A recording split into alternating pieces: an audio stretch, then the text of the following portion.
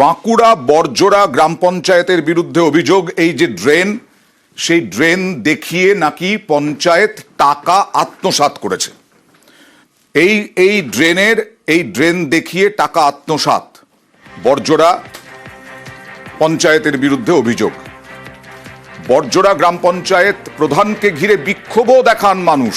কিসের টাকা, কোথায় খরচ করলো সব জানবো, তবে তার আগে স্থানীয় বাসিন্দারা কি বলছেন দেখুন।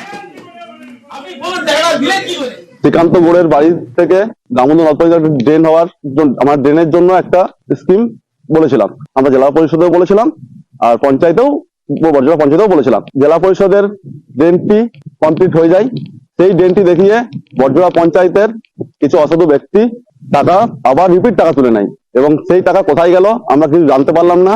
সেই টাকার কোনো কাজ হয়নি। এই যে একটা যে ড্রেনের টাকা যেটা চুরি হয়ে গেল, সেই টাকাটা কিভাবে, কেন চুরি হলো, কি চুরি হলো, এর আমরা একটা বিহিত চাই, প্রতিবাদ চাই। কাজ না করে যখন টাকাটা উঠে অ্যাকাউন্টে ঢুকে যাচ্ছে, তাহলে এটা চুরি ছাড়া আর কি।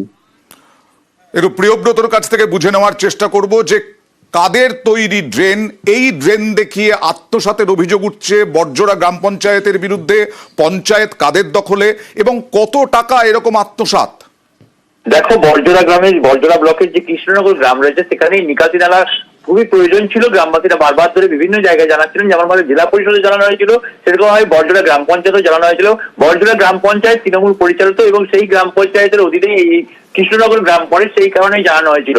কিন্তু পরবর্তীতে যখন দেখা হলো যে বরজোড়া গ্রাম পঞ্চায়েতের এই কৃষ্ণনগর গ্রামের নিকাশি নালা তৈরি করছে জেলা পরিষদ, সেই জেলা পরিষদের 15 লক্ষ টাকা দিয়ে যখন নালা তৈরি হয়ে গেছে, তখন দেখা গেল যে গ্রাম পঞ্চায়েত একই নালার জন্য টেন্ডার প্রক্রিয়া ব্যবহার করেছে। মানে জেলা পরিষদের নর্দমাটাকেই পঞ্চায়েত দেখালো যে পঞ্চায়েত ওই নালা তৈরি করছে একেবারে, এবং একই প্রকল্পে কিভাবে দুই জায়গা থেকে টাকা উঠতে পারে, যেখানে 15 লক্ষ টাকা ব্যয়ে জেলা পরিষদ টাকা দিয়ে সেই নর্দমা অলরেডি তৈরি হয়ে গেছে, সেখানে সেই গ্রাম পঞ্চায়েত বরজোড়া তৃণমূল পরিষদের গ্রাম পঞ্চায়েত একই ট্রেন একই প্রকল্প সেই টাকা দেখানো হচ্ছে এবং সেখানেও বরাদ্দ হচ্ছে 2,80,000 টাকা।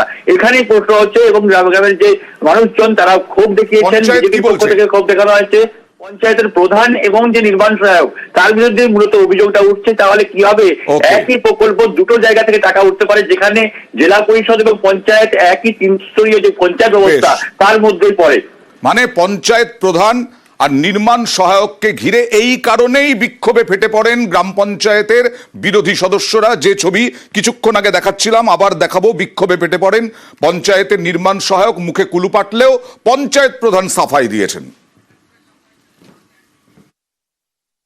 কৃষ্ণনগর গ্রামে একটা পাকা ড্রেন, যেটা পিছন ফিনান্সে জেলা পরিষদের টাকায় হয়েছে, সেইটি তাতেই আবার বরাদ্দ হয়েছে 2 লক্ষ টাকা এবং টাকা পেমেন্টও কি করে হয় আমি কমেন্ট করতে পারছি না। আপনার বিরুদ্ধেও তো অভিযোগ যে প্রধানের সঙ্গে যোগসাজশ করে আপনারা টাকাটা তুলে নিন। আমাদের জেলা পরিষদ থেকে কাজ হয়েছে, আপনারা যে ড্রেনের কথা বলছেন, বাকি আপনারা যা বলছেন সেটা যদি এরকম কেউ ঘটনা ঘটিয়ে থাকে, সেটা আমাদের অফিসাররা আছেন, তারা তদন্ত করে দেখুন কি হয়েছে ঘটনা। আমি একদম দায়িত্ব নিয়ে বলতে পারি যে বাঁকুড়া জেলা পরিষদের তরফ থেকে কাজটা 14 লাখ টাকার সামথিং স্কিম ছিল। কাজ কমপ্লিট করার পরে জেলা পরিষদ সেই বিল ক্লিয়ার করেছে, এটা আমাদের তরফ থেকে আমরা বলতে পারি। বাকিটা যেটা আছে সেটা তদন্ত হবে। আমার ওখানে ইরিগেশনের জায়গা পড়ে গিয়েছিল, কাজটা বন্ধ হয়ে যাচ্ছিল, তার জন্য আমি প্রধানকে দরখাস্ত দিয়েছিলাম অন্য জায়গায় কাজ করার জন্য। তো আমার কাজ অর্ধেক হয়ে গেছে, আমরা দেখে আসতে পারেন। তো কাজ শুরুর আগে কি করে পেমেন্ট হয়েছে? না, পেমেন্ট তার আগে হয়নি, পার্ট পেমেন্ট হয়েছে। পুরো পেমেন্ট হয়ে গেছে, ফুল পেমেন্ট হয়নি, পার্ট পেমেন্ট হয়েছে।